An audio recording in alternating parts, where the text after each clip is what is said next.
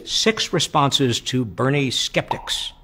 Number 1, says the skeptic, he'd never beat Trump or Cruz in a general election. Well, that's wrong. According to the latest polls, Bernie is the strongest Democratic candidate in the general election, defeating both Donald Trump and Ted Cruz in hypothetical matchups. The latest Real Clear Politics averages of all polls shows Bernie beating Trump by a larger margin than Hillary Clinton beats Trump, and Bernie beating Cruz while Hillary loses to Cruz. Number 2, he couldn't get any of his ideas implemented because Congress would reject them.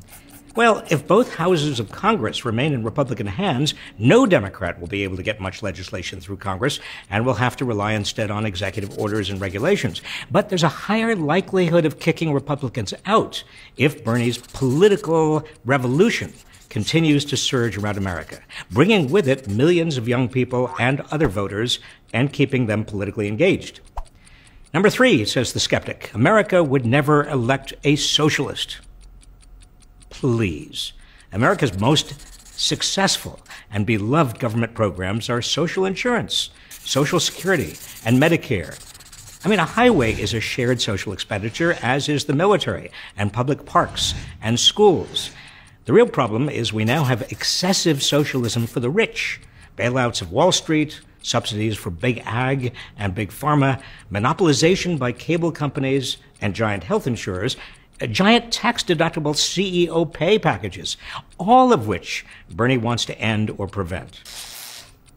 Number 4, says the skeptic, his single-payer healthcare proposal would cost so much it would require raising taxes on the middle class.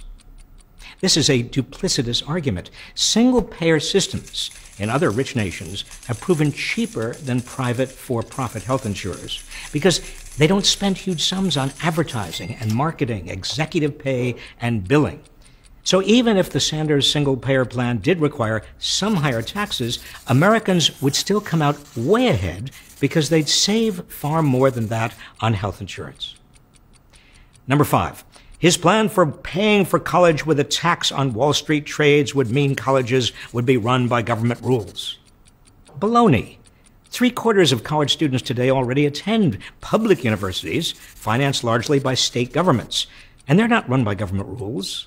The real problem is too many young people still can't afford a college education. The move toward free public higher education that began years ago and extended into the 1960s came to an abrupt stop in the 1980s. We must restart it. Number 6, he's too old. Well, that's untrue. He's in great health. Have you seen how agile and forceful he is as he campaigns around the country? These days, 70s are the new 60s. He's younger than 4 of the 9 Supreme Court justices. In any event, the issue is not age, it's having the right values.